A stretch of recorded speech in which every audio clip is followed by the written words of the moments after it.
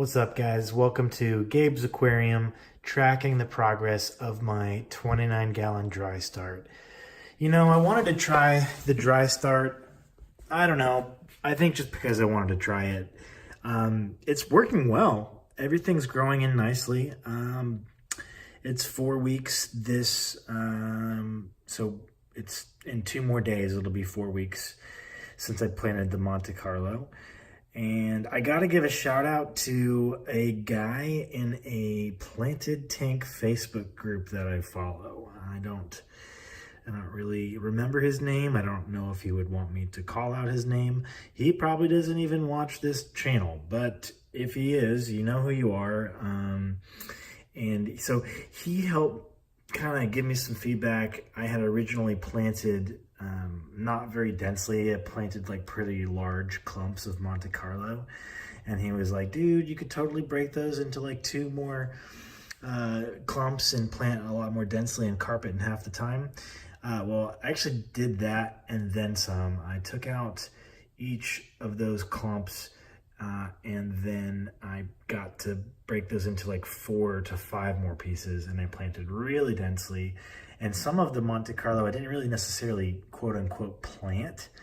I kind of laid it gently on the substrate, and then that would root. And so I kind of sprinkled it on there. If you search on YouTube for lazy dry start method, then you'll see a video from Yuri's and George Farmer where they talk about that method. And I did a little bit of both. So I did a little bit of dense planting and then mixed in with some of the sprinkle method, and it's turning out nice. So I could let this go for, you know, however long I want, but I'm pretty much ready to flood it. I've been waiting on my CO2 system to come in the mail, and it has taken forever because it's shipping from Florida and I live in Southern California, and it's nobody's fault. It's just kind of the way things go.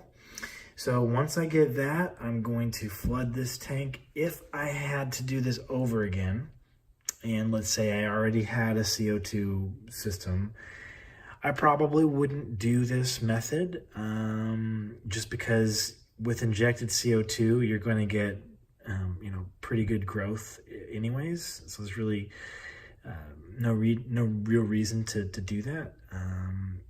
But I wanted to get started on this. Also, I'm going to change my angle. You can't really see very well because the condensation on the glass. But I've got some pretty insane slopes in this scape. So as you can see on the right here, this slopes. It's a pretty steep slope. And then over here on the side, if you look at the angle here, yeah, that's a pretty, high level of substrate tilted from back to front. And so, oh, look at that root. Wow.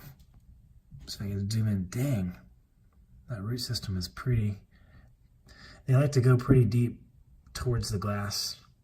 But anyways, my thinking with also doing this dry start was that the roots in the Monte Carlo would kind of hold the substrate from falling once I added the water, and just like over time. And I really was overly probably concerned with maintaining that slope, and I just didn't want it to level out. I've got this beautiful sand path on the right. Last thing I want to have happen is like the substrate to kind of flatten out, fall over that. So my thinking was by having this plants, the Monte Carlo in here, it would kind of hold the soil in place and kind of keep things at bay. I think that's a valid theory. So overall, those are the reasons why I went with the dry start. Since planting the Monte Carlo about a week ago, I added the AR Mini, and I also added the Pogostemon Helferi, I believe it's called. I am not a plant botanist wizard, but those are the AR Mini is Arananthera reniki Mini. I'm totally butchering that. So those are going to fill out nicely. I put them in the back because they kind of get, even though it's a mini plant, they're going to get a little bushier. and I put a decent amount behind there as well. And I just kind of put the pogo stem on kind of towards the front right, and sprinkled some also on the left side of where this path comes out, and kind of in between some of the gaps in the rocks here and over here. So I hope that grows in to look pretty decent. If not, you know what? I can always take things out, propagate new cuttings, replant, move things around. That's part of the fun of it. And yeah, that's about it for this video, guys. I just want to give you an update. About 4 weeks here on the dry start method. Tomorrow, my shipment comes in. Looking forward to that. It is a CO2 system from Greenleaf Aquariums. I got the EI dosing fertilizers. I've got the atomic diffuser, the intake variety, and I also have a drop checker coming as well. So stay tuned. We're going to be flooding this. Hopefully I can flood it this weekend. If that comes in and I can get the tank filled with CO2, then this thing will be flooded on Saturday. I'll be making a video showing everyone. So it's coming to, this dry start method is coming to a close. Okay, that's it. I'm done.